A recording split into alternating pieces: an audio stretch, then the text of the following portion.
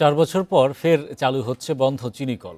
সব ঠিক থাকলে ডিসেম্বরের মধ্যে রংপুরের শ্যামপুর ও দিনাজপুরের সেতাবগঞ্জ চিনিকলে উৎপাদন শুরু হবে। এরই মধ্যে কাজ শুরু করেছে চিনি ও খাদ্যশিল্প কর্পোরেশনের টাস্কফোর্স।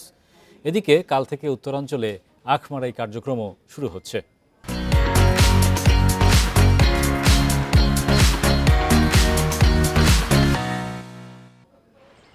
২০২০ সালে কুষ্টিয়া, পঞ্চগড়, পাবনা, রংপুর, দিনাজপুরের ৬টি চিনিকল বন্ধ করে দেওয়া হয়।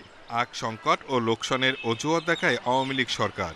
তবে অভিযোগ আছে মূল কারণ ছিল এস আলম গ্রুপকে এসব মিল লিজ দেয়া।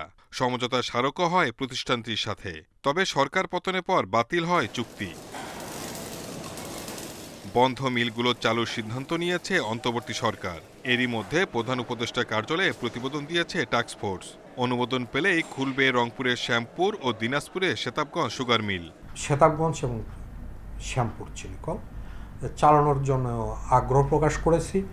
শিল্প মন্ত্রণালয় যথেষ্ট আমাদেরকে সহযোগিতা করতেছে। আমরা প্রধান উপদেষ্টা মহোদয়ের দপ্তরের অনুমোদন পেলেই আমরা এটা শুরু করে দেব। চিনি শিল্প বাঁচাতে বন্ধ সব মিল দ্রুত চালুর দাবি শ্রমিকদের। পাশাপাশি আখের দাম বাড়ানোরও তাগিদ তাদের। প্রধান উপদেষ্টার কাছে আমার আকুল আবেদন একজন চিনি পরিবারের পক্ষ থেকে, যাতে বন্ধ মিলগুলা যেন আবার চালু করে। আমরা চাচ্ছি যেন মিলটা আরও বেশি চলে এবং মিলটা সুষ্ঠুভাবে চলে। দেশে বেসরকারি কোনো চিনিকল নেই।